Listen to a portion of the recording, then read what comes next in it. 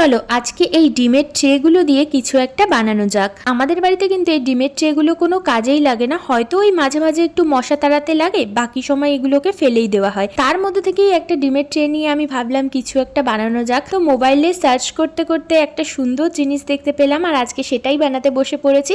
তো ভিডিওতে আমি যেভাবে দেখাচ্ছি, একটা কার্ডবোর্ডের উপরে আমি ফার্স্টে একটা জলপরীর দেহের যে অংশটা থাকে সেটা এঁকে নিয়েছি, আর তারপরে হচ্ছে একটা লেজের অংশ এঁকে নিয়েছি। ব্যাস এই দুটো কাজ আমাদের একটু পিসবোর্ড দিয়ে করে নিতে হবে। তারপর এই যে আমি ডিমের ট্রেগুলোকে পিস পিস করে কেটে রেখেছি, এগুলোকে কালার করে নিতে হবে। তো এখানে আমি একটু থিমটা রেখেছি লাল আর নীল রঙের, কারণ দুটো রঙই আমার ভীষণ পছন্দের আর ব্যাপারটা বেশ ভালোও লাগবে তাই জন্য। তো এগুলোকে রং করা হয়ে গেছে আর এগুলো শুকিয়েও গেছে, এবার কিন্তু একে একে এগুলোকে গেঁথে নেওয়ার পালা। তো সবার আগে যে আমি লেজটা বানিয়েছিলাম সেই লেজটার মধ্যে আমি সুতো সেট করে নিয়েছি।